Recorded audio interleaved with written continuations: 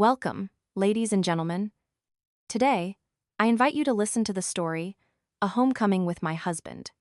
I had imagined it would be a few days of warm reunion. Yet, during the very first meal, my sister-in-law suddenly knocked the bowl of stew from my hands, her face pale as she screamed, "Don't eat it. Run, now." In that moment, the entire family froze. Just seconds later, the scene that unfolded left me trembling, my heart feeling as if it had stopped. If you wish to uncover the truth behind this story, please listen and enjoy it now. My name is Eleanor, and I've just turned 28. I've been married for over a year. My wedding wasn't a grand affair, just a simple ceremony in the city. Afterwards, I moved into a small flat with my husband, James. He is a gentle, calm man who works as a civil engineer, designing bridges. He's a man of few words, but he promised he would protect and cherish me for the rest of our lives. It was that promise that gave me the confidence to leave the bustling city behind to join him on trips to his family home in the windswept Cotswolds for holidays and special occasions. This was the first time I was returning to his family's village since our wedding. Previously, due to the pandemic and busy work schedules, we had only managed brief, rushed visits, never truly getting a feel for the family atmosphere. This time, my mother-in-law, Margaret, had called, her voice full of warmth, insisting that we arrange to come for the memorial luncheon for my late grandfather-in-law. The entire extended family would be there. It would also be an opportunity for me, the new daughter-in-law, to be properly introduced to all the relatives. Hearing this, I felt a mix of excitement and anxiety. I was still nervous about being the newcomer, afraid of being scrutinized, of doing something to upset the elders. The day we traveled to the countryside, the journey was over 100 miles, and the train was packed. James held my hand and whispered, "Don't you worry, Ellie. People in the village are quite friendly. I'll be right by your side." I managed a weak smile, telling myself I had to be on my best behavior to keep the peace. My in-laws' house was a charming stone cottage at the end of the village, with a slate roof and a small rose garden in the front. Out back, there was a vegetable patch and a line of birch trees that rustled in the wind. As soon as we stepped inside, I was met with a flurry of activity. A few of the uncles were in the garden, preparing a barbecue, while the aunts were in the kitchen, washing vegetables and chopping meat. My mother-in-law, Margaret, saw me and broke into a welcoming smile. "Eleanor, you're here. Come and give the ladies a hand, dear. We're expecting a crowd." I quickly rolled up my sleeves, and though I didn't know anyone, I tried my best to fit in. Among the women I met that day was my sister-in-law, Charlotte, the wife of James's older brother. She was nearly 10 years my senior, slender in build but with bright, sharp eyes. She kindly pulled me aside and said quietly, "You must be feeling a bit overwhelmed, being new to all this. Just stick with me, and I'll show you the ropes." I breathed a sigh of relief, finding her friendliness a welcome contrast to my initial fears. At midday, for the memorial lunch, nearly 30 relatives gathered in the large living room. The long trestle tables were laden with food: roast chicken, a hearty beef stew, a large tureen of vegetable soup, and glistening roasted potatoes. The room was filled with the cheerful hum of conversation and laughter as everyone toasted each other. I sat next to Charlotte, opposite my husband and his brothers. Everything seemed perfectly normal at first, until Charlotte suddenly leaned over and knocked the bowl of stew I was holding right out of my hands. It clattered to the floor, as she said in a stern voice, "Don't eat it. Run, now." The entire room fell silent. I stared at her in shock, thinking it was some kind of joke, but her eyes were filled with an intense anxiety, her hands were trembling, and her face was deathly pale. Before I could process what was happening, she shot to her feet and pulled me forcefully by the arm. The relatives looked on, bewildered. Someone muttered, "What's got into her?" In that exact moment, a crackling sound erupted from the kitchen, followed by billowing smoke. Everyone panicked and jumped up. I saw the large pot of stew, which had been simmering on a portable gas hob, suddenly bubbling violently. A pungent, acrid smell filled the air, making my eyes sting. One of the uncles rushed in, intending to move the pot, but then cried out, "Don't touch it. There's something wrong with this pot." The meal descended into chaos. I was pulled out onto the patio, my heart pounding in my chest, my whole body shaking. Charlotte whispered, "Did you see it, Ellie?" The color of that stew wasn't right. I'd been smelling something strange since this morning, but everyone just carried on. I was stunned, my mind a complete blur. How could a family gathering turn into something so terrifying? My mother-in-law's face was ashen. She stammered, "Who cooked that stew? What's happened?" The aunts in the kitchen looked at each other, and one of them replied with a trembling voice, "We only prepped the vegetables. The person who did the actual cooking was—" Her voice trailed off, leaving the atmosphere even heavier. I caught a glimpse of a male relative's eyes darting towards Charlotte and me, a look of both suspicion and anger. I bit my lip, a wave of unprecedented fear washing over me. I had thought I was simply coming home for a family meal, but I had stumbled into a bizarre and dangerous scene. Whispers erupted everywhere. Some speculated that a chemical had been accidentally spilled into the stew. Others suspected a deliberate act of harm. I looked at my husband and saw he was just as bewildered, managing only to put a comforting arm around my shoulder. But the fear inside me didn't subside. The image of the bubbling pot and the acrid smell haunted me. How did my sister-in-law know to stop me from eating? What had she detected that no one else had? 1,000 questions raced through my mind, but Charlotte just squeezed my hand tightly and shook her head as if to say, "Not now." I understood then that this homecoming was far from the simple family gathering I had imagined. Behind the seemingly warm memorial lunch, a dark secret was lurking, and I, the new daughter-in-law, had become a witness from the very beginning. I hadn't even had a chance to compose myself when screams erupted from the kitchen. A few of the men rushed in, shouting for help as they dragged the large pot out into the garden. The stew inside was frothing with a white foam, and the harsh, burnt smell spread, causing everyone to cough and splutter. One of the uncles shouted, "Stay back, everyone. There's definitely something in here that shouldn't be." The once festive atmosphere of laughter and chatter dissolved into chaos. Children started crying, and the adults buzzed with anxious conversation. I trembled, hiding behind James, my eyes glued to the pot. The liquid was a murky, mottled yellow, completely different from the rich brown of a normal beef stew. That acrid smell seemed to bore into my brain, making me feel dizzy. Charlotte stood close to me now, her voice a low whisper.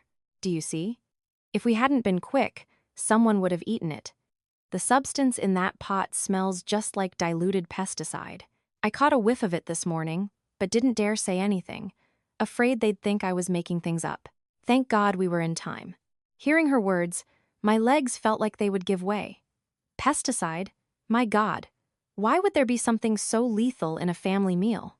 My mother-in-law, Margaret, was pale, her hands gripping the edge of a table. She mumbled, "Who could be so cruel?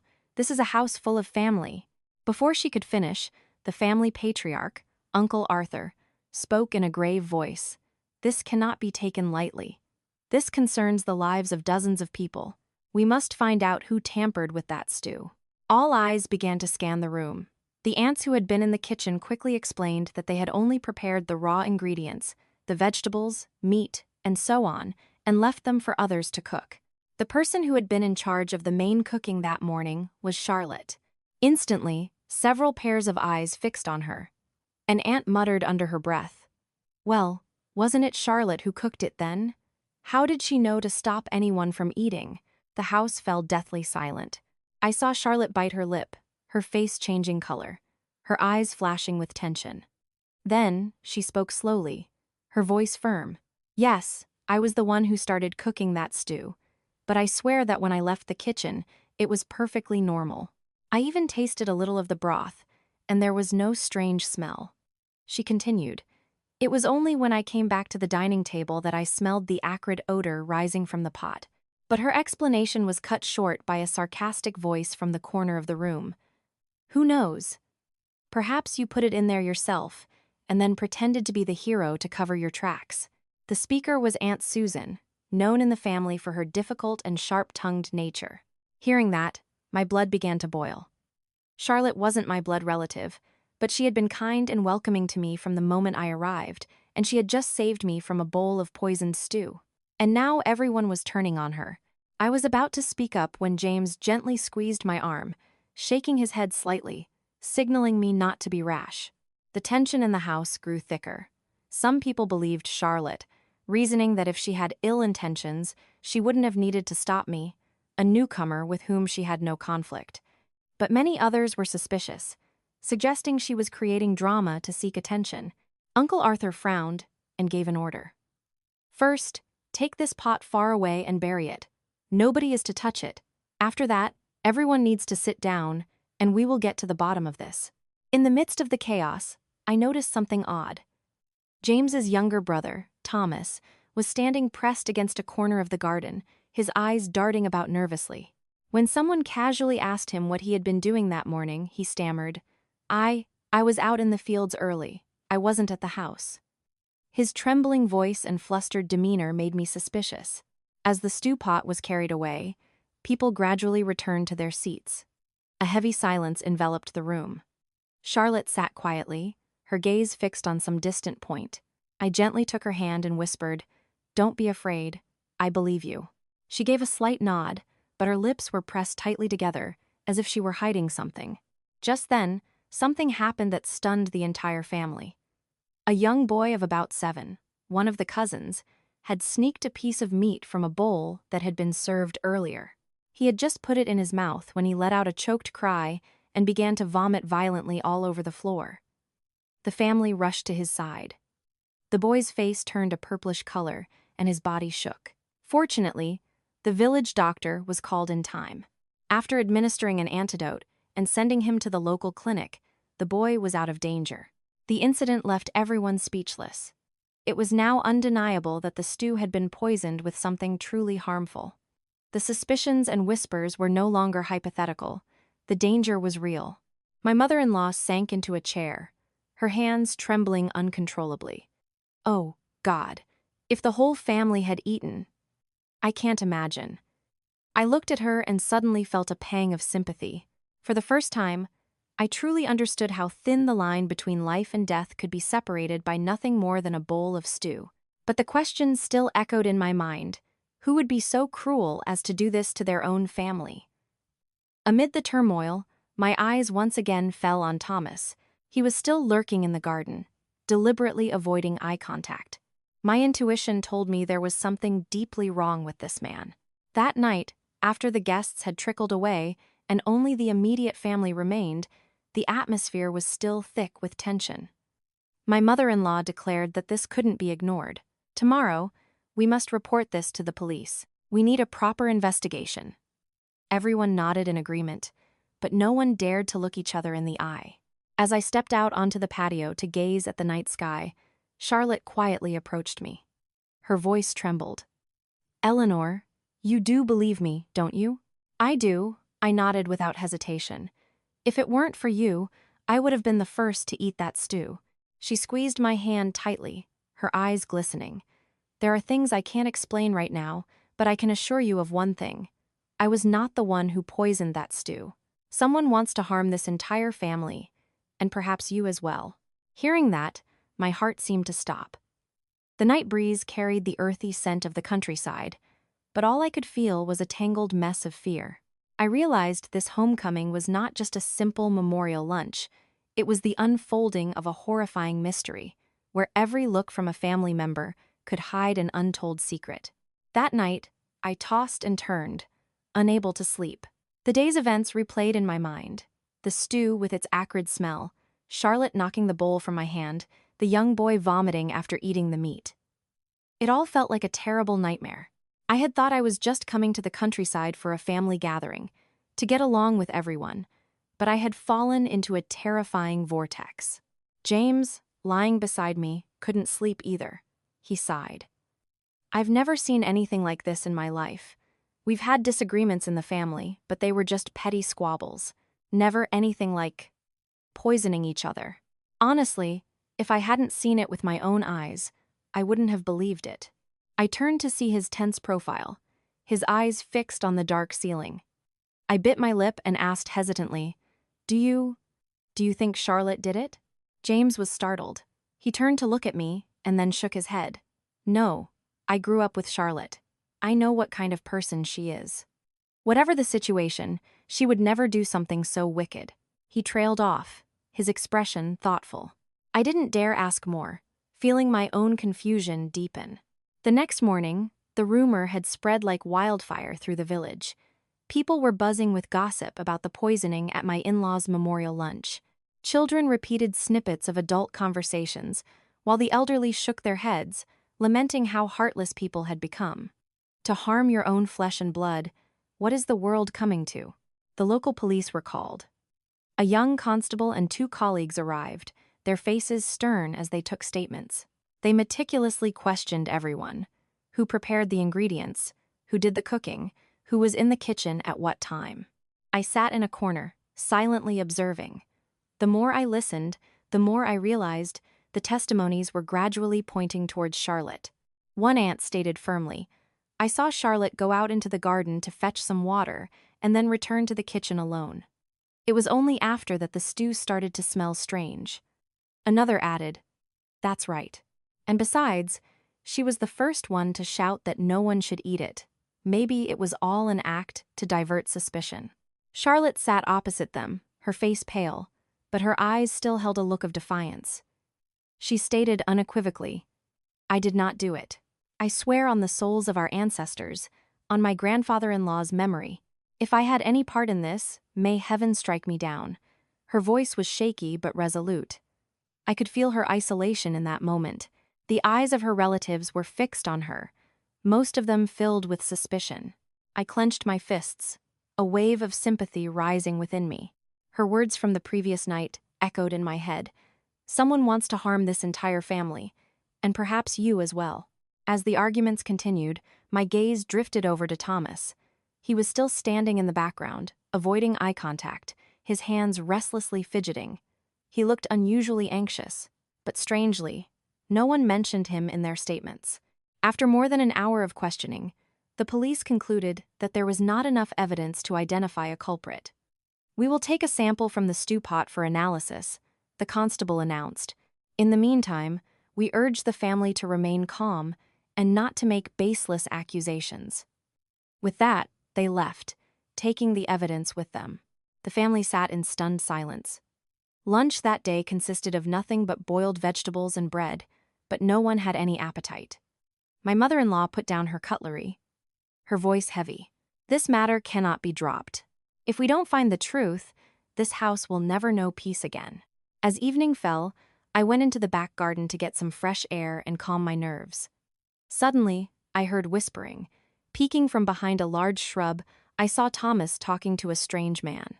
They spoke quickly and in low voices, but I caught a few phrases. "Why were you so careless? It's a miracle no one suspects you yet, but you need to cover your tracks."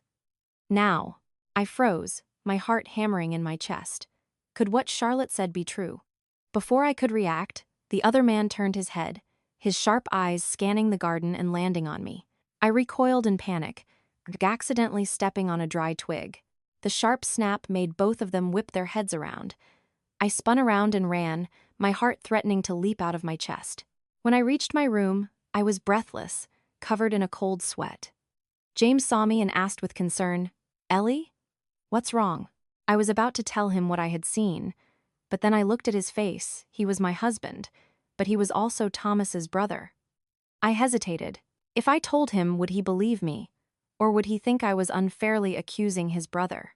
That evening, the family gathered, but the laughter was gone. Everyone was silent, their eyes filled with tension. I noticed Charlotte glancing at Thomas several times, her expression full of suspicion. Clearly, she had her own instincts about him. As night fell, I sat on the porch. The air was cool and fresh, but my mind was a tangled mess. Suddenly, Charlotte came and sat beside me. She looked at me intently, her voice low. "Ellie, I know you've noticed something, but you shouldn't say anything yet. It could be dangerous for both of us. The person behind this is not as simple as they seem." I trembled. "Do you know who it is?" She nodded slightly, then shook her head, her eyes filled with a deep sadness. "I can only tell you this much. The person is a blood relative, and they have a reason for wanting today's memorial to turn into a nightmare. You must be careful. Don't eat or drink anything. unless you are absolutely sure it's safe." Her words sent a chill down my spine. I recalled Thomas's furtive glances and the whispered conversation in the garden. Everything was starting to form a terrifying picture. But why? What reason could a family member have for such a cruel act? That night, I lay awake. Outside, the crickets chirped and a dog barked in the distance, but all I could feel was a rising tide of unease. I had a feeling that the coming days in my husband's home would involve more than just a poisoned stew, that more horrifying truths were waiting to be uncovered. The next morning, I woke up with heavy eyes. I had tossed and turned all night, feeling trapped in a dark, confusing maze, filled with fear and uncertainty. The sunlight streamed onto the porch. The sound of the rooster crowing and children playing seemed peaceful, but a storm of anxiety was raging inside me. This trip to the countryside, I was beginning to realize, was no longer a simple family get-together. When I stepped into the garden, I saw Charlotte washing dishes. Her face was gaunt, and her eyes were ringed with dark circles. It seemed she hadn't slept either. She gave me a faint, forced smile, a smile that carried the weight of 1,000 worries. I was about to speak when my mother-in-law came out of the house, her voice weary. "The police have taken the stew for testing. We should have the results in a few days. Until then, everyone needs to be careful. I've told the children not to eat anything they find lying around." The family gathered for a simple breakfast of boiled eggs and toast. Everyone ate in silence, no one daring to touch anything without knowing who had prepared it.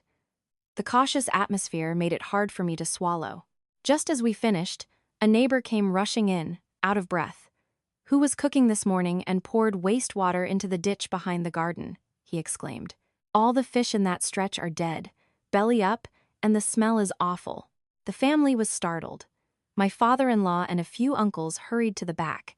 They returned moments later, their faces grim. "He's right," my father-in-law said, his voice stern. "The water came from our kitchen drain. It has a strong chemical smell, not like normal food waste. This is no longer a coincidence. Someone is deliberately trying to harm us." I shivered. Once could be an accident, but a second time, leaving such clear evidence, felt like a deliberate warning. I looked around. Everyone's face was pale with fear. Only Thomas stood in the corner of the garden, hands in his pockets, silent. The police were called again. They went down to the ditch, took water samples, and made careful notes. One of the officers spoke gruffly. "This is serious. It's likely someone in this house is intentionally using a toxic substance. If you don't cooperate, we'll have to escalate this to the county level for a full investigation." At these words, my mother-in-law trembled. She sighed and slumped into a chair, her face a mask of fear and shame. She had lived in this village her whole life, and the family's reputation had always been pristine. Now, they were being accused of trying to harm their own relatives. That afternoon, I sat on the porch, looking out at the gravel path. The wind rustled through the birch trees with a chilling sound. I couldn't stop thinking about the previous evening, about the shadow of Thomas in the garden and his whispered conversation with the stranger. The more I thought, the more my heart raced, but I still hadn't dared to tell anyone. As I was lost in thought, I was startled to see Thomas walk out of the house. He sat down on the steps, just a few feet from me. His voice was low and raspy. "You must find this all very strange, being the new daughter-in-law. You've only been here a few days, and all this trouble." I tried to remain calm. "Yes, it's a bit unsettling," quote, "but I'm sure everything will be cleared up soon." He looked at me, a faint, cold smile on his lips. "Some things are never cleared up. Not when people in the same family keep so many secrets from each other." His words sent a shiver down my spine. I quickly stood up and went back inside. It was clear he was trying to imply something. Later that day, Charlotte pulled me into a corner of the garden, her voice urgent. "Ellie, listen to me carefully. From now on, do not eat anything in this house unless you know who cooked it. And especially, don't drink any water that's been left out. You don't understand. Someone wants to get rid of you because you're the new daughter-in-law. Someone they think could upset the balance in this family." I trembled. "Why would you say that?" "I haven't done anything." She looked at me with sad eyes. "Just by being James's wife, you've become a thorn in some people's side. You don't know this yet, but the matter of inheritance and property in this family is very complicated. There are people who don't want you and James to get a share. They want to push you out, and they will stop at nothing. Hearing this, my heart sank. I was beginning to understand. Behind the warm meals and cheerful greetings, there were sinister calculations at play. That night, I lay next to James, unable to sleep. I wanted to tell him what Charlotte had said, but I was afraid of hurting him. He still believed in the sanctity of family bonds, but after just 2 days here, my own faith had been shaken to its core. Around midnight, I heard a strange noise from the porch. My heart pounded as I quietly opened the door and peeked out. In the faint moonlight, I saw the figure of a man sneaking towards the kitchen area. I held my breath and watched. He lifted the lid of the large water butt used for collecting rainwater and dropped a packet of white powder inside. I was horrified, my feet rooted to the spot. In the moment he turned his head, the moonlight illuminated his face. It was Thomas. I almost screamed, but managed to clamp a hand over my mouth just in time. Thomas silently finished his task and walked away, as if nothing had happened. I stood there, frozen, trembling uncontrollably. The image was seared into my mind, impossible to erase. I knew I had witnessed the truth, but it was a truth too terrible to comprehend. If I spoke up, who would believe me? If I accused Thomas, the family would be torn apart, and even James would find it hard to accept. But if I stayed silent, I and everyone else could be in danger at any moment. That night, I sat hugging my knees until dawn, my mind in turmoil, filled with fear and uncertainty. I knew that having seen what I saw, I could no longer turn a blind eye, but confronting a blood relative of my husband, where would I even begin? After that night, I felt like a different person. Everything around me seemed tainted with danger. I no longer dared to touch any food or drink in the house. The image of Thomas's face, his furtive movements as he dropped the white powder into the water butt, haunted my every waking moment. I came out of our room in the morning, exhausted, with dark circles under my eyes. James looked at me, concerned. "Ellie, what's wrong? You look like you've seen a ghost." I forced a smile. "It's nothing. I'm just not used to the country air yet." He patted my shoulder. "Try to hang in there. We'll be back in the city in a few days, after the memorial events are over. You'll feel better then." I said nothing, a bitter taste in my mouth. He had no idea that these few days could determine the fate of his entire family. During breakfast, I watched as everyone ate and drank without a care. My mother-in-law was now scooping water from the very butt Thomas had poisoned the night before, intending to make tea. A cold sweat broke out on my skin, my lips trembling. I wanted to rush forward and stop her, but my throat was tight, no words would come out. At that exact moment, Charlotte suddenly stood up. "Mum, the water in the butt smells a bit off. Let me fetch some fresh water from the well, just to be safe." Her voice was calm, but her eyes flickered towards me, as if to say, "Don't say a word, I'll handle this." I was startled, my heart pounding. So, she knew too. Perhaps she had been watching Thomas all along. My mother-in-law frowned. "What smell?" "I drank some yesterday. It was perfectly fine." But Charlotte insisted. "I just don't feel right about it. What if something's wrong? Better to be safe than sorry." Without waiting for a reply, she took a bucket and headed to the well. I let out a breath I didn't realize I was holding, but my heart ached for her. This woman was single-handedly trying to protect the family, yet she was the one everyone suspected. The heavy atmosphere in the house persisted throughout the day. Detectives from the county constabulary came to take further statements, questioning everyone again about the stew. They paid particular attention to Charlotte. One detective asked her directly, "Do you have any conflicts within the family? Any motive for wanting to ruin the memorial lunch?" I saw her bite her lip, her eyes turning red, but she firmly denied everything. Late that afternoon, something happened that threw the house into a fresh panic. The family dog, a boisterous terrier that often drank from the runoff near the water butt, suddenly collapsed, foaming at the mouth. The family was thrown into chaos. My father-in-law yelled, "My God, the water butt is poisoned." Instantly, all eyes turned back to Charlotte. Someone shouted, "You were the only one who said it smelled strange. Were you just pretending?" to cover your tracks? I was speechless. The dog's death was the clearest proof that the water was poisoned, but it had inadvertently cornered Charlotte completely. I wanted to scream that I had seen Thomas put the powder in with my own eyes, but reason held me back. If I spoke now, what would happen? Would anyone believe me? A new daughter-in-law with no deep ties to this family? Or would they all think I was slandering my brother-in-law to protect my sister-in-law? The tension was so thick you could cut it with a knife. Fortunately, the detectives were still present. They immediately sealed off the water butt and took samples for analysis. One of them said, trying to calm everyone, "Let's not jump to conclusions.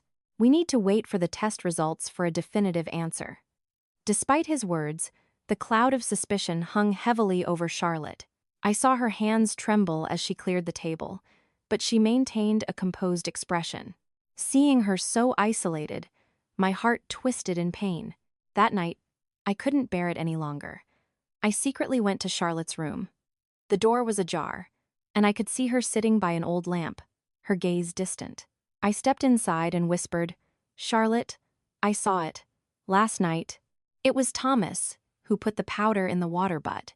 Charlotte whipped her head around, her eyes wide with shock, which quickly softened into understanding. She gripped my hand. "You really saw it?" I nodded. She sighed. "I've suspected him for a while now, but I never thought he would go this far. The problem is, I have no proof. If you speak up, I'm afraid they won't believe you, and it will only put you in danger." "So what do we do?" I asked, my voice trembling. "We can't just stay silent and let him continue?" She looked at me, her eyes resolute. "To expose him, we have to catch him in the act. But you must be careful. From now on, he'll be watching everything in this house. We have to keep this between us." I nodded, my heart racing. For the first time in my life, I felt drawn into a silent war within my own family. The next day, another incident added fuel to the fire. During lunch, the family patriarch, Uncle Arthur, suddenly clutched his stomach, crying out in agony. The family rushed him to the local clinic, where the doctor said he had suffered a mild case of food poisoning, luckily not life-threatening. The family was in an uproar again. "It must be the food!" And, of course, once again, accusing eyes turned to Charlotte, who had cooked most of the dishes. I saw her break down, falling to her knees in tears. "I swear I didn't do it. Why does everyone insist on blaming me?" But few seemed to believe her. Even my mother-in-law, her face etched with sorrow, looked at her with a mixture of pity and suspicion. I felt my heart clench. The real culprit was hiding in the shadows, while the only person brave enough to protect everyone was being made the scapegoat. I couldn't let her suffer alone any longer. That evening, Charlotte and I planned in secret.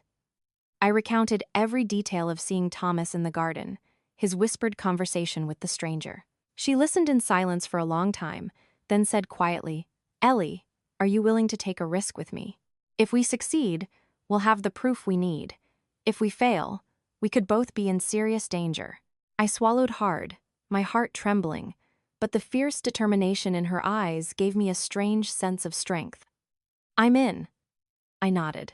She squeezed my hand, her voice firm. "Tomorrow, we'll set a trap. He's going to show his true colors." Mirroring that, my heart pounded. A feeling of mingled fear and hope rose within me. For the first time, I knew I was no longer a bystander.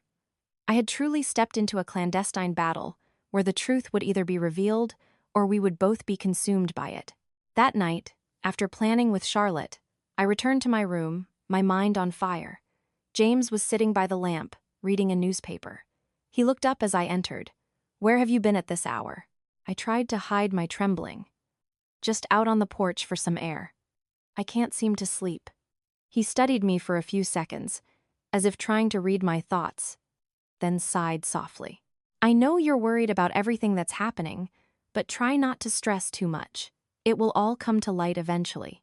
I forced a smile and nodded, but my heart was heavy. If only he knew that Charlotte and I were plotting to trap his own brother. It felt like carrying a bomb in my chest. One wrong move, and everything would explode. I lay awake all night, my mind racing through various scenarios. What if Thomas found out? What would happen to us? What if the police didn't believe us, and I became an accuser. But then I remembered the image of him dropping the white powder into the water, the dead dog, the sick child, Uncle Arthur writhing in pain. I clenched my fists. No, I could not remain silent. The next morning, Charlotte quietly led me to the back garden. Her expression was serious, her voice a whisper. "Ellie, tonight we're going to place a separate water container near the kitchen. We'll pretend it's for cooking, but it will be filled with clean water that I've watched over. If Thomas has another plan, he'll surely make a move. We'll be waiting to catch him red-handed." My heart pounded. The plan sounded simple, but the risk was enormous.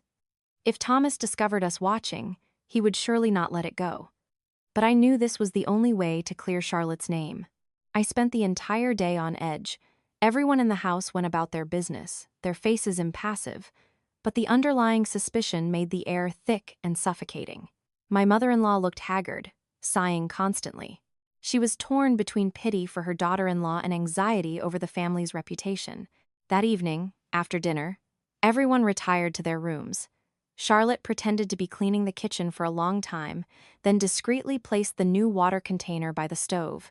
I sat in my room, restless, wishing time would pass faster.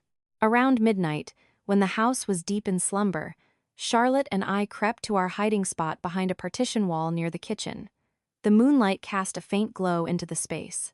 The silence was broken only by the chirping of crickets. My heart was beating so fast I thought it would burst from my chest. An hour passed. Suddenly, we heard a soft footstep. I strained my eyes. Sure enough, the silhouette of Thomas appeared. He moved slowly, cautiously, his eyes darting around. He approached the water container, holding a small white packet. I held my breath. Charlotte's hand tightened on mine. My heart stopped as he lifted the lid and slowly poured the powder in. The white granules sparkled as they hit the water and dissolved. In that instant, Charlotte sprang up, shining a torchlight and shouting, "Thomas, what are you doing?" Thomas jumped, the packet falling to the ground. His face contorted with panic, but a second later, he regained his composure and yelled back, "You're framing me. I was just getting some water to wash my hands." Charlotte stepped forward and picked up the half-empty packet from the floor, holding it up. "Then what is this? Why were you pouring it into the water?" The commotion woke the entire household. People rushed out, their lamps flickering. When my mother-in-law saw the scene, she collapsed into a chair, her voice breaking. "Thomas, son, what have you done?" Thomas's face was flushed. "I didn't do it," he screamed. "It was Charlotte. She set me up. She planted this here to frame me." The house erupted into chaos. Some believed Charlotte, others defended Thomas. I saw Charlotte trembling, but she managed to keep her voice steady. Eleanor and I saw everything from the beginning. We saw him pour the powder into the water with his own hands. All eyes turned to me. I knew that what I said next could change everything. I took a deep breath and spoke clearly. "It's true. I saw him. Not just tonight, but the other night too. I saw him put powder into the main water butt. I stayed quiet because I was scared, but I can't let Charlotte take the blame any longer." The house fell silent. Thomas went pale and stumbled back, stammering, You new bride. You dare to conspire with her to harm me." My father-in-law slammed his hand on the table. "Enough! The evidence is right here. How can you deny it? Why would you be sneaking around in the middle of the night with white powder if you had no ill intentions?" Thomas was sweating profusely, his eyes darting around wildly. Finally, he broke down, collapsing to his knees. I only wanted to scare everyone," he sobbed. "I never thought it would go this far." The family exploded. Some were furious, others heartbroken. My mother-in-law buried her face in her hands, weeping. I stood frozen. My intuition had been right, but the truth was more bitter than I could have imagined. A brother had turned against his own family, all for some twisted reason. The police were called immediately. The white powder was sealed and taken for testing. Thomas was taken to the station for questioning. The scene left the family devastated. The memorial lunch that was meant to be a time of reunion had become a wound that would be difficult to heal. As people dispersed, Charlotte sank to the floor, tears streaming down her face. I sat beside her and took her hand. She said softly, Thank you, Ellie. Without you, I would have been branded a monster forever. I remained silent, feeling a mixture of relief and turmoil. The truth was out, but I knew the storm was not over. There had to be a deeper reason for Thomas's actions. A person doesn't just wake up one day and decide to harm their entire family. And I knew that secret, no matter how dark, would eventually come to light. After the night Thomas was caught, the house lost any semblance of peace. The family was plunged into a long, drawn-out nightmare. No one could believe that the source of all the turmoil was Thomas, the son who had always been doted upon and protected.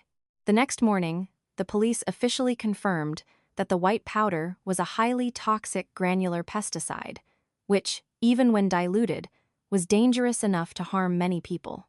Upon hearing this, the family was stunned into silence. My father-in-law, a stern man, seemed to age years overnight, his face etched with pain. He spoke through gritted teeth, each word in agony. "Thomas, why did you do it? Do you have any idea that you could have killed your own family, your own relatives? Can you even imagine the consequences if anyone had eaten that stew?" Thomas sat with his head bowed, his hands clasped tightly, his lips trembling. After a long silence, he broke down sobbing. I just wanted to scare them. I didn't think it would go this far." Charlotte, who had been unjustly accused for so long, finally let out a choked sob. My mother-in-law slumped in her chair, wailing, "Oh God, how could this family produce such a son?" The police pressed Thomas for his motive. He kept his head down for a long time before finally speaking. It was about the land, the inheritance. "I knew Mum and Dad were planning to divide the property among us. I was afraid James and his wife would get a bigger share. So, I wanted to create chaos, to make everyone scared, and to frame Charlotte so she would be cast out of the family." A chill ran through me. This wasn't just a moment of selfish impulse, it was a premeditated plot. He wanted to get rid of Charlotte, the one woman in the house who dared to speak her mind, to clear his path for a larger inheritance. The family was aghast. My father-in-law erupted in fury. "Land and money.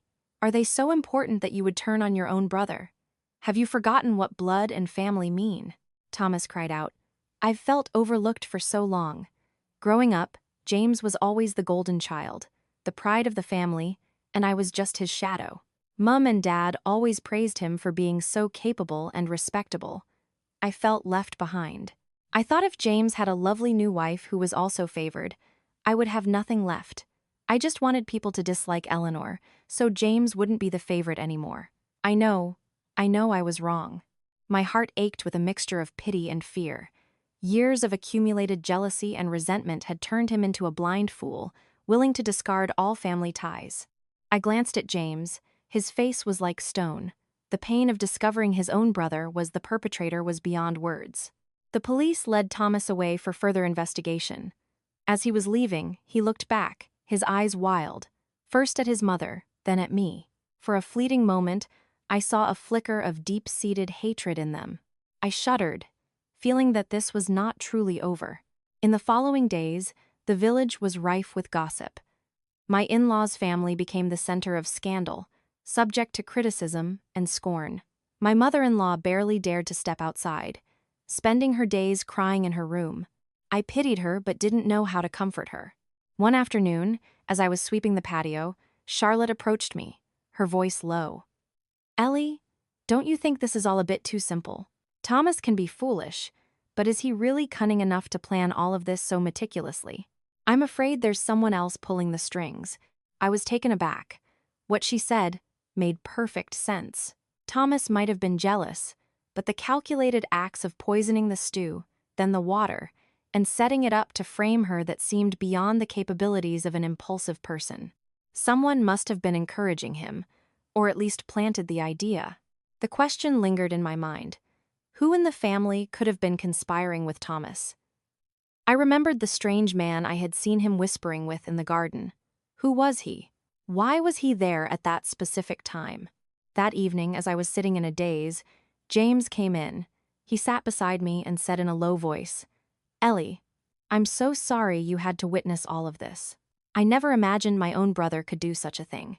But please believe me, I will never let anyone harm you." I leaned against his shoulder, tears rolling down my cheeks, but an unsettling feeling remained.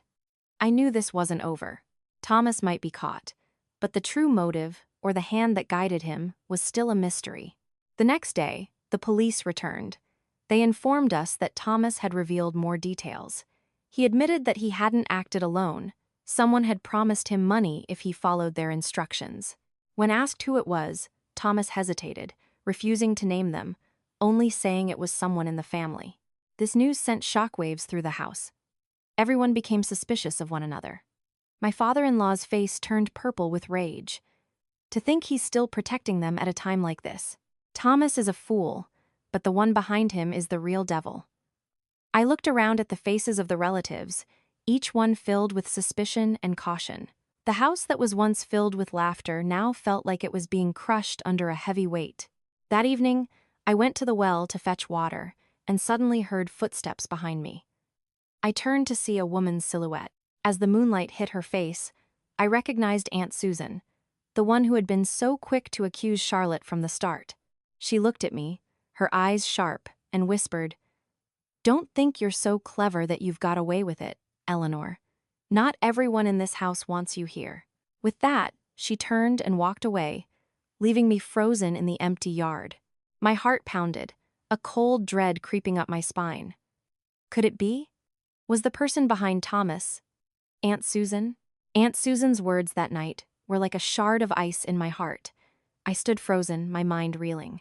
Her eyes hadn't just held their usual bitterness. They contained a chilling threat, as if I were an intruder who needed to be eliminated. I couldn't sleep a wink that night, tossing and turning, her cold words echoing in my head. Not everyone in this house wants you here.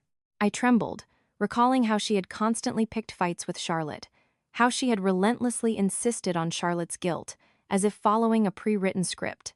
The next morning, at breakfast, I noticed Aunt Susan was acting strangely. She was still talking and laughing, but it was forced, and her sharp eyes would occasionally dart towards me. I sat next to James in silence, my heart filled with dread. After the meal, the police returned. They announced that Thomas had provided more information.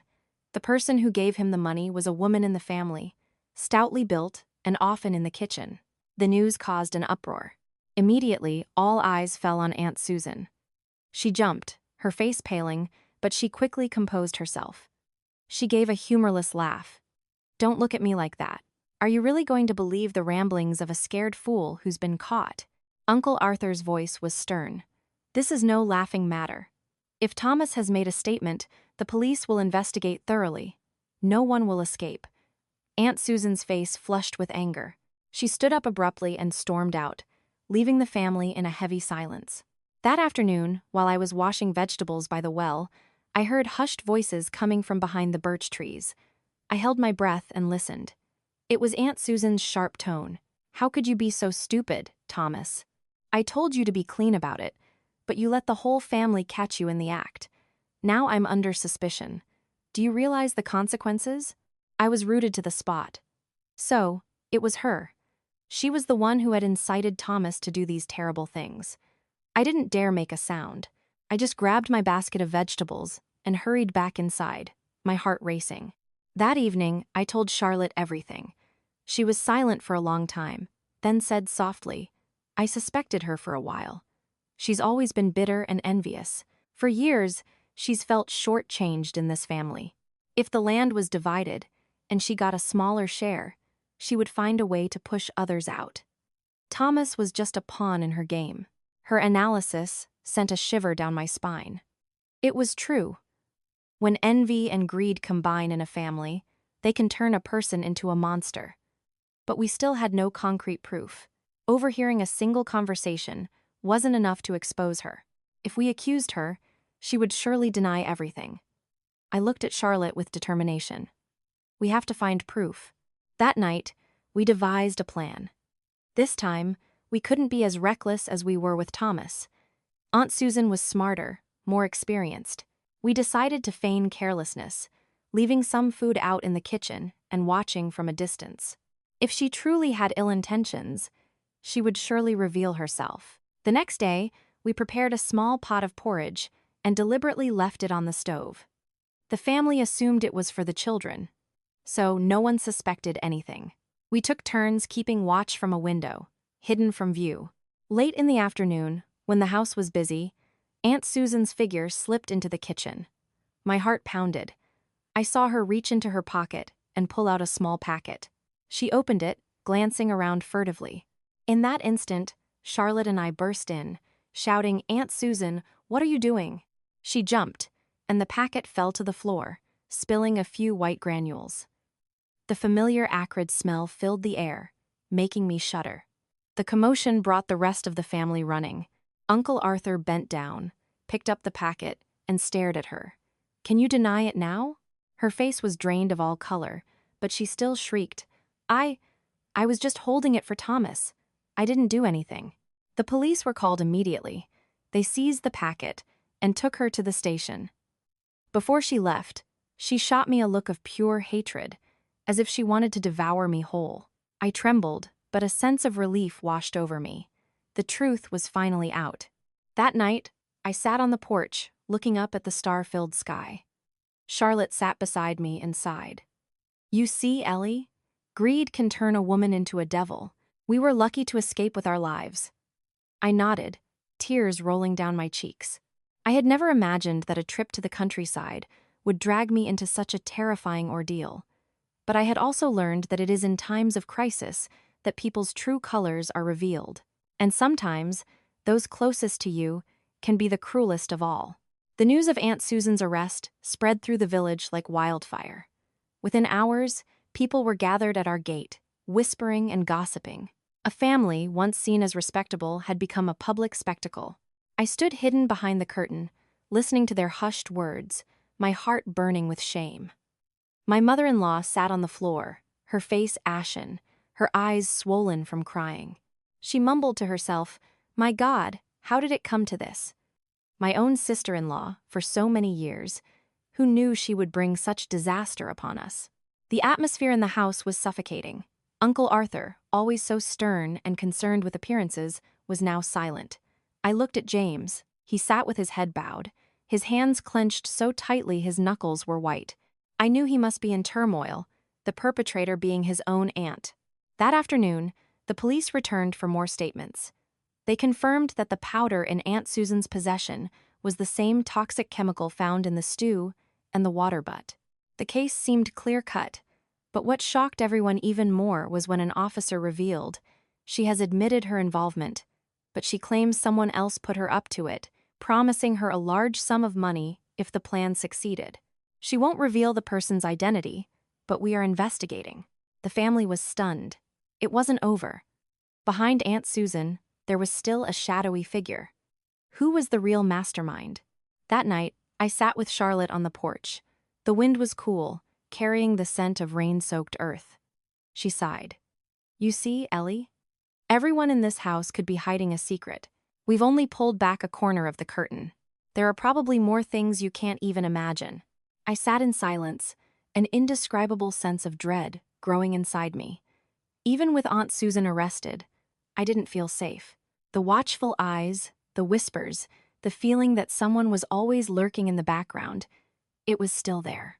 The next day, Uncle Arthur called a family meeting. Everyone gathered in the main living room. His voice was grave. "What has happened is an insult to our ancestors and a stain on our family's name. But we cannot leave it like this. We must find the person behind all this. Otherwise, even with Susan's confession, this disgrace can never be washed away." A debate erupted. Some argued to let it rest, that digging deeper would only bring more shame. Others were adamant that the investigation must continue, or the family would never know peace. I looked around and saw that the trust between them was gone, replaced by suspicion. Just then, James stood up, his voice low but firm. "If there is someone behind this, they must be found. We cannot allow an evil person to hide within this family." I agree with Uncle Arthur. We must see this through to the end. I looked at him with a mixture of pride and worry. I knew he was trying to uphold justice, but I also knew that digging deeper could fracture the family even further. Later that evening, Charlotte told me that for years there had been simmering tensions over the family land. The grandfather had left a will stating the land should be divided equally, but some were not happy with that. "Did you know, Ellie?" she whispered. "Aunt Susan's husband, Uncle Arthur, has repeatedly said that as the eldest son, he deserves the largest share. What if he's the one who was pulling the strings all along, and Susan was just the pawn he pushed forward?" The thought made me shiver. It was true.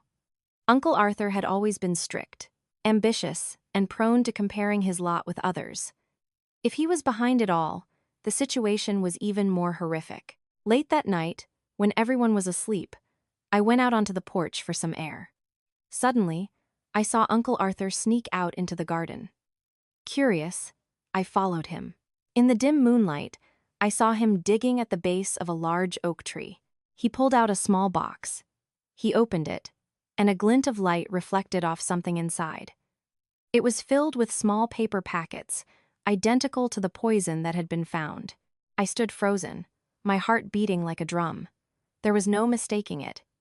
Aunt Susan may have been used, but the source of the entire plot was Uncle Arthur. I rushed back to my room, clutching my chest to keep my heart from leaping out, my body trembling, a cold sweat breaking out. A single thought echoed in my mind. I had found the truth, but did I have the courage to expose it? That night, after seeing Uncle Arthur with the box, my heart wouldn't stop racing. The image of those glittering white packets under the moonlight felt like venomous snakes coiling in my mind. This was the proof. Uncle Arthur was the mastermind. But should I say anything? The next morning, the house was quiet, but I watched everyone's every move. Uncle Arthur sat at the breakfast table, his expression calm, even righteous, as he berated Aunt Susan. "A foolish, greedy woman," he said, bringing shame upon the whole family. His words made my skin crawl. The true culprit was standing there, blaming someone else. Charlotte was quiet, but I saw a flicker of suspicion in her eyes. I knew she also felt something was wrong. I wanted to tell her, but I held back. If I spoke without proof, I would be dismissed as a slanderer, just as they had done to her. The police came back again. They said that in her statement, Aunt Susan insisted that a man had forced her into it, promising her a share of the inheritance land if she complied. When they pressed her for a name, she would only bow her head and refuse to say more. The family buzzed with speculation. I couldn't bear the weight of the secret any longer. That afternoon, when everyone was resting, I found Charlotte. In the dim light of her room, I whispered, "Charlotte, I saw it. It was Uncle Arthur. He's the one hiding the poison." Charlotte stared at me, her eyes wide. "What? Are you sure?" I recounted everything I had seen the night before. Her lips trembled, and her face went pale. After a moment, she sighed. "I suspected as much. For years, he's wanted the largest share of the land. He would never be content with an equal split.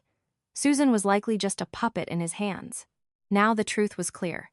But what were we to do? If we accused him, would anyone believe my word alone? If we stayed silent, he would continue to wreak havoc. Later that day, another unexpected event occurred. As the family sat in the garden, one of the young children ran up, crying. I saw Uncle Arthur hiding a box under the big oak tree. The family was startled. I froze. I never imagined another pair of eyes had witnessed it. Uncle Arthur's face changed. He shot up, yelling, "What does a child know? You're talking nonsense." But the child just sobbed. "I saw it. There were little white packets in the box." The atmosphere exploded. My father-in-law's eyes blazed. His voice trembled. "Arthur, I'm asking you, are you hiding something else?" Uncle Arthur stammered. I was just holding it for her. Susan asked me to. I didn't know what was inside." But by now, no one believed his excuses. The family patriarch ordered them to dig at the base of the oak tree. And there it was, the box, with several packets of poison still inside, identical to the previous evidence. Everyone was speechless. Uncle Arthur was pale, sweating profusely. The police were called, and they immediately sealed the box as evidence. An officer said coldly, "You can't escape this, sir. The evidence is overwhelming." The family fell into a stunned silence. My mother-in-law collapsed, weeping. "Oh God, why has this happened to our family? May our ancestors forgive us." I sat numbly, my heart pounding. The truth was out, but it was so painful that no one wanted to believe it. The head of their family, the man who was always lecturing others, was the one who had spread this terror. That night, as the house was shrouded in grief, I stepped out onto the porch. The moon hung in the sky, its pale light casting long shadows. James was standing there, his hands in his pockets, gazing into the distance. His voice was choked with emotion. "Ellie, I can't believe it was Uncle Arthur. All my life, I looked up to him. And now, it's all shattered." I put my hand on his shoulder and could feel him trembling. I understood his pain. When a family is eroded by greed and jealousy, what is left to hold on to? From the bedroom, I could still hear my mother-in-law's sobs, each one a knife twisting in our hearts. Charlotte sat holding her child, her eyes vacant. These wounds would take a very long time to heal. I looked up at the sky and thought, this homecoming had brought me to the threshold of a cruel reality. But no matter what, I had to hold on to my belief in what was right. Because if I fell, who would be left to defend justice for this family? After the box was unearthed, the atmosphere in the house shattered completely. No one spoke. Some sat in silence, others wept, and the children clung to their parents, trembling. I had never witnessed such a scene of utter devastation. A family of blood relatives now looked at each other with suspicion, resentment, and shame. The police took Uncle Arthur to the station for questioning. Before he left, he glanced around, his eyes dark with a mixture of anger and bitterness. He offered no explanation, just a slight shake of his head before he was led away. His stooped figure was etched into my memory, heavy as a curse. When the gate closed, the whispers of the neighbors drifted in. "I can't believe he was so evil," they said. "Greed really is a poison." Harming his own family over a piece of land, their words were like salt in our wounds. My mother-in-law sat on the floor, her eyes red and raw, murmuring, "Oh, ancestors, what did I do to deserve this?" That night, the house was dark and silent. There was no gathering, no chatter. Everyone stayed in their own corners, as if to avoid seeing each other. I lay in bed, my heart heavy. James was also quiet, lost in thought. He was a man who loved his family. And now he had to face the truth, that his own uncle was the one who had sown such terror. I stepped out onto the porch. The night sky was overcast, the wind rustling through the birch trees. Charlotte was already sitting there, a frail silhouette. When she saw me, she said quietly, "Ellie, after all this, do you think there's any way back? This family is truly broken." I was choked with emotion, unable to answer. I knew how much she had suffered. For days, she was the suspect, pushed to the brink. But now that the truth was revealed, the trust within the family had also vanished. The next day, the police returned. They said Uncle Arthur had partially confessed, but was still being evasive about his full motives. The investigation would continue. I looked at my father-in-law. He seemed to have aged a decade overnight. His hair was grayer, his eyes dull. "Brothers," he said, his voice hoarse, turning on each other. "Who can you trust in this world anymore? This family will never be able to hold its head up in the village again." His words were heartbreaking. I could feel the collapse from within. The man who was once a pillar of the community was now in police custody. At a family discussion that afternoon, one relative said, "The land is the root of all this. If we don't sort it out, there will only be more tragedy." That comment was the spark that ignited a fresh fire. Arguments broke out, everyone staking their claim, afraid of being cheated. I sat in silence, my heart aching. The mastermind had been caught, but the flames of greed were still burning. Later that day, as I was washing vegetables, I overheard two neighbors talking by the gate.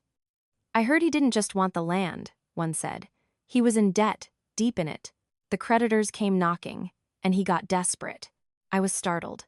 If Uncle Arthur was in debt, it made everything more serious. It wasn't just greed, it was desperation that had driven him to do the unthinkable. I told Charlotte what I had heard. She sighed. "You see, Ellie? Once a person gets caught in debt, greed turns into a knife they use to cut down themselves and their own family." Her words sent a chill through me. That night, as I comforted my weeping mother-in-law, she looked at me with tired eyes. "Eleanor, You see what has become of this family, all because of land and money. You are still young. When you have children, teach them to be decent people. Don't let greed blind them. I hugged her, feeling the immense pain of an old mother. This was the most bitter lesson for me and James. As I stepped back out onto the porch, I saw a shadowy figure lurking by the gate. I strained my eyes in the dim moonlight. The figure was tall and hurried away. A shiver ran down my spine. Was it possible this still wasn't over? I stood frozen on the porch, my eyes fixed on the tall shadow, disappearing down the lane. The pale moonlight made the figure seem almost ghostly. A sense of deep unease washed over me. After everything that had happened, I no longer believed in coincidences. The figure slowed, then stopped right in front of the gate. I held my breath, hiding behind the door and peeking out. In the faint light, I realized it was the same man I had seen whispering with Thomas in the garden days ago. He stood there for a long time, his eyes scanning the house. Finally, he turned and walked away, his silhouette vanishing into the darkness of the village path. I leaned against the door, catching my breath, my mind racing. Who was he? What was his connection to Uncle Arthur, and why was he back now? The next morning, I told Charlotte. She frowned, her eyes filled with worry. Ellie, I'm certain he's the one who pushed Thomas and Susan to do this. An outsider getting involved in family affairs. He must have something to gain. Perhaps the land issue is bigger than just our family. I shuddered. The pieces were starting to fit. If Uncle Arthur was in debt, he likely owed money to people like this. When he couldn't pay, he was pushed down a criminal path, exploiting the greed of Aunt Susan and the foolishness of Thomas to carry out his plan. But how could we prove it? The police informed us that they were investigating Uncle Arthur's financial records. We suspect he's involved with a local loan shark, one detective said. If that's the case, this isn't just a family dispute. It involves criminal elements. The family was stunned. My mother-in-law wept. Oh God, how could my brother be so greedy and foolish? The atmosphere grew even heavier. The village gossip became sharper. That family's mixed up with criminals now, they'd whisper. Serves them right for being so greedy. I felt the weight of the shame, even though I was not a direct blood relative. That afternoon, I saw the man again. He was leaning against the old oak tree at the edge of the village, watching our house.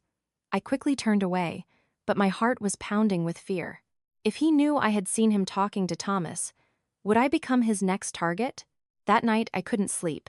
James held me and said, "Don't worry, Ellie, this will all pass." But I knew the storm was far from over.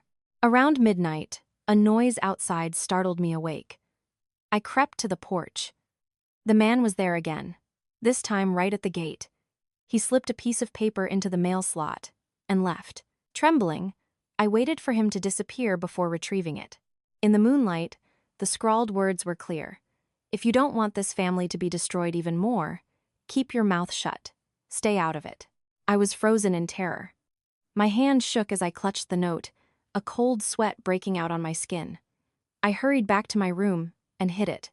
I lay awake all night, staring into the darkness. The next morning, I showed the note to Charlotte. Her face went pale. He's targeting you, Ellie. You have to be incredibly careful from now on. He's trying to silence us so he can keep pulling the strings from the shadows. But if we stay silent, he'll only get bolder, I said, my voice choked. But if we tell the police, will they believe us? Charlotte squeezed my hand. We'll keep this note. It's important evidence. We just need one more piece of the puzzle, and he'll be exposed. I lived in constant fear that day. I knew that if I gave in, Charlotte would be alone, and the truth would be buried forever. That evening, I overheard Uncle Arthur quietly conferring with a few relatives. If we don't root this out completely, he said, his voice low and sad, our children and grandchildren will have to bear the consequences. I knew he also suspected an outsider was involved. That night, the warning note echoed in my mind. But then I thought of James, of the injustice done to Charlotte, of the devastation of the entire family. I clenched my fists. No, I would not be silent. No matter the danger, I had to find the truth. From the moment I received that threatening note, I was on edge. During the day, it was the suspicious glances of relatives, At night, it was the shadowy figure at the gate, a silent, menacing presence. Charlotte, however, grew stronger. "The more scared you are, Ellie, the more power he has over us," she said. "We have to expose him, in front of everyone. It's the only way to end this." Her words gave me a strange mix of fear and courage. That day, the police announced they would be calling in more people for questioning. The tension in the house was palpable. That afternoon, as I was doing laundry by the well, I heard his voice again, from behind the trees at the end of the garden. He was on the phone, his voice a low growl. "Yeah, leave it to me. The fool Thomas is locked up, and that old woman is done for. But it's not over. That new daughter-in-law, she talks too much. She needs to be taught a lesson." A chill ran down my spine. He was talking about me. I hurried away, my mind made up. I could not wait any longer. That evening, I told Charlotte everything. She thought for a moment, then said, "Ellie, if he's bold enough to keep coming back, it's because he thinks no one dares to touch him. We'll use that confidence to trap him." We devised a plan. We would set up another water container, just like before, but this time, we would make him believe it was unguarded. We had secretly contacted one of the detectives, who would be hiding with us to catch him in the act. That night, everything went according to plan. Around midnight, the soft footsteps approached. The mysterious man slipped into the garden. He went straight for the water container, a small packet in his hand. Just as he lifted the lid, Charlotte shone a bright torch on him. "What do you think you're doing?" she shouted. The man jumped, his face contorting in shock. He tried to run, but the detective and I sprang out and blocked his path. "Let me go," he snarled. "You'll regret this." But after a brief struggle, he was subdued, the packet of poison falling to the ground. The noise woke the house. Everyone rushed out, their eyes wide at the scene. "It's him," my father-in-law gasped. The detective's voice was cold and hard. "We've been watching this man for a while. His name is Rook, a local loan shark. He's the one who forced your brother into this mess to pay off his debts." The family erupted. Cries, gasps, a chaotic mix of emotions. I stood there, covered in a cold sweat, but my heart was fawili light. The whole truth was out. As Rook was being led away, he snarled, "This isn't over. You think you've won." But his threats faded as he was taken away. When the house was quiet again, everyone seemed to collapse with relief. My mother-in-law wept. So, it was all because of debt. Because of money, this family was almost destroyed. James sat in silence, staring into the distance. I knew he was in agony. His uncle, his brother, his aunt, all corrupted or caught in a web of deceit. I gently took his hand. Charlotte sighed. "Ellie, if it wasn't for your persistence, I would have been branded a monster forever. But even with the truth revealed, the wounds in this family won't heal easily." I nodded, my eyes stinging. The aftermath would haunt this family for a long time. I looked up at the stars and thought about how greed and debt can make people sell their souls to the darkness. The greatest tragedy is that the scars don't just ruin one person's life, they tear an entire family apart. In the days that followed, the house remained shrouded in a sorrowful silence. The morning after Rook's arrest, the family gathered for breakfast, but no one ate. The clinking of cutlery was the only sound. My mother-in-law, Margaret, sat with her hands trembling on her lap. "All these years we were a family," she whispered. "And now, I don't know how I'll face anyone in the village again." Charlotte was pale and silent. The wounds of being suspected by her own family ran deep. James was withdrawn, his eyes empty. The family he had been so proud to introduce me to had been exposed in the most painful way, revealing a dark underbelly of greed, debt, and betrayal. The village gossip didn't let up. "Did you hear? They got mixed up with loan sharks, nearly killed the whole lot of them." The words were like knives. The police confirmed Rook's full confession. He was a ruthless lender who had ensnared Uncle Arthur. When Arthur couldn't pay, Rook had exploited the existing family tensions, manipulating Aunt Susan and Thomas with promises of a share of the inheritance. My father-in-law, a proud man, broke down. "My own brother," he choked out, led astray by greed. "My nephew, used as a pawn to destroy his own kin." His grief was a tangible thing in the room. That night, The house was suffocatingly quiet. I found Charlotte on the porch. "Ellie," she said wearily, "can a family ever come back from this? Once trust is broken, you can only piece it back together with sharp, jagged edges." Her question hung in the air between us. The next day, a family meeting was held. The patriarch stood up, his voice heavy. "We must face what has happened. The land, the money, the things everyone thought were so important, they were the cause of this poison. We cannot let it divide us further." The debate was fierce, but the fire of greed hadn't been fully extinguished. Then my mother-in-law stood, her voice weak but firm. "If we carry on like this land is meaningless. I propose we sell most of it and set up a family trust. Let what remains be a reminder not to let blood turn against blood." Her words silenced the room. For the first time, I saw a flicker of understanding in some of their eyes. After the meeting, James held my hand. "People are complicated, Ellie. This will take a long time to heal. But I promise, no matter what, I will protect you." I leaned on him, knowing his love was my anchor in this storm. That night, I thought back to my first day here, the laughter, the bustling kitchen, the warmth that had felt so real. It was all gone.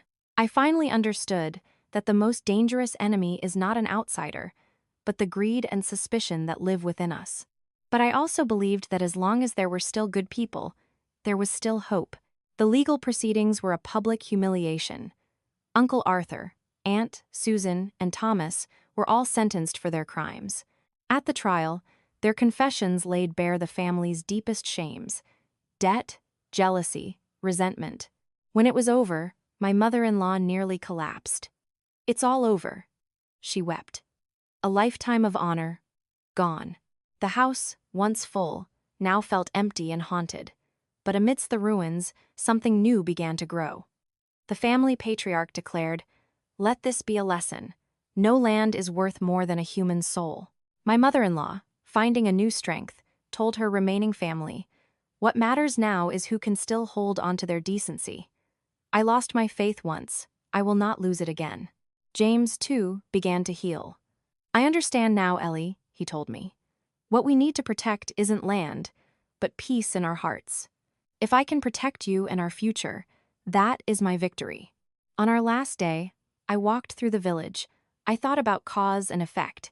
Greed and lies are eventually exposed, leaving only destruction. But it is in that destruction that we find the true value of love, trust, and decency. Before we left, I sat with Charlotte on the porch steps. "Life is full of challenges, Ellie," she said softly, "but I believe if we live with integrity, we will find peace wherever we go." I smiled through my tears. This homecoming had taken so much from me: my peace, my trust, my sleep, but it had also given me a profound lesson. No inheritance is worth more than family, and no wealth is more precious than kindness. And most importantly, when faced with darkness, only truth and courage can lead you out of the abyss. As we drove away, I looked back at the stone cottage one last time. The wind rustled the birch trees. I knew I would carry the memory of this visit with me for the rest of my life. It was painful, but it was also an awakening. It was a tragedy, but it left a glimmer of hope that even after the fiercest storm, you can still find the light. This story has come to an end, but its echoes will surely make us reflect for a long time. From a seemingly warm family meal, because of greed and selfishness, kinship was trampled, and everyone had to pay a heavy price. Land and wealth will eventually fade, but once family bonds are fractured, they are incredibly difficult to mend. The greatest lesson is to never let greed and jealousy blind our conscience, because in the end, the most precious things are still family, kindness, and integrity.